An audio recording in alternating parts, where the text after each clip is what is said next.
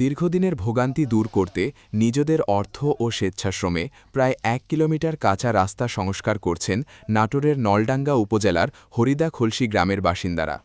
রবিবার বিকেলে নারী পুরুষ নির্বিশেষে গ্রামের বাসিন্দারা রাস্তা সংস্কার কাজে অংশ নেন।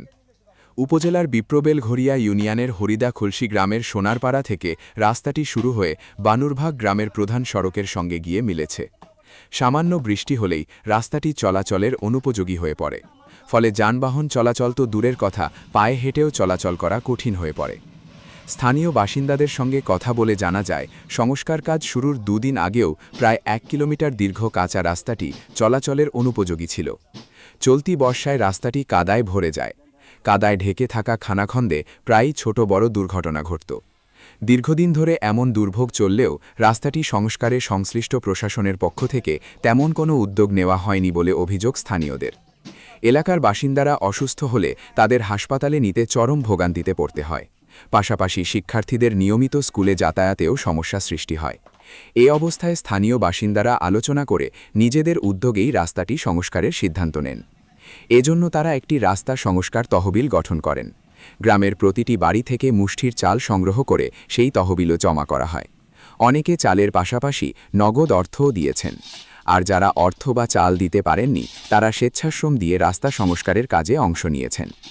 রাস্তা সংস্কার কাজে নারী পুরুষ নির্বিশেষে গ্রামের বিভিন্ন বয়সী মানুষ অংশ নেন।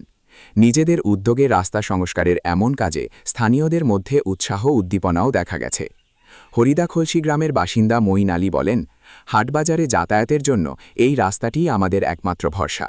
অথচ দীর্ঘদিনেও প্রশাসন রাস্তাটি সংস্কারের উদ্যোগ নেয়নি, তাই আমরা নিজেরাই সংস্কার কাজে হাত দিয়েছি। নাম প্রকাশে অনিচ্ছুক এক ব্যক্তি বলেন, স্থানীয় ইউপি সদস্যের কাছে রাস্তাটির স্থায়ী সমাধানের জন্য সহযোগিতা চাওয়া হয়েছিল।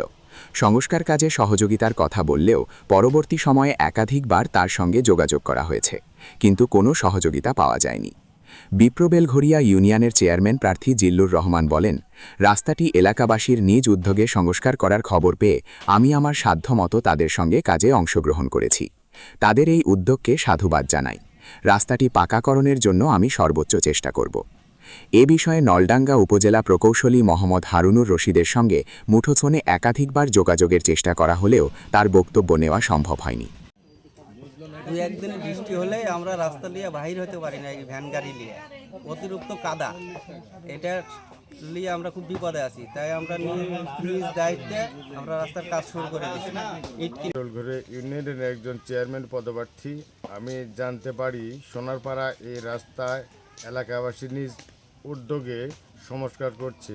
খবর পাইয়ে আমি এখানে এসে আমার নিঃস্বার্থ মতো তাদের সাথে অংশগ্রহণ করি। তাদের এই কাজকে আমি স্বাগত জানাই এবং আমি চেয়ারম্যান হতে পারলে সবার আগে এই রাস্তার স্থায়ী সমাধানের প্রতিশ্রুতি দিচ্ছি। আমরা শ্রমিক গরিব মানুষ, আমাদের এখানে রাস্তার সংস্কার করার জন্য মেম্বার চেয়ারম্যান সবার কাছে গেছি, আমরা কেউ আমার কোনো সাহায্য বা হেল্প করেনি।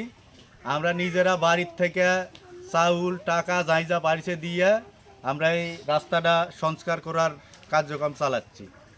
দীর্ঘদিনের এই রাস্তাটা অবহেলিত হয়ে পড়ে থাকার কারণে জনগণের উপকারার্থে আমরা সাধারণ পাবলিকের কাছ থেকে টাকা পয়সা ধার করে নিয়ে ছায়া চিনতে আমরা জনগণের উদ্যোগে উপকারার্থে রাস্তাটা করতেছি।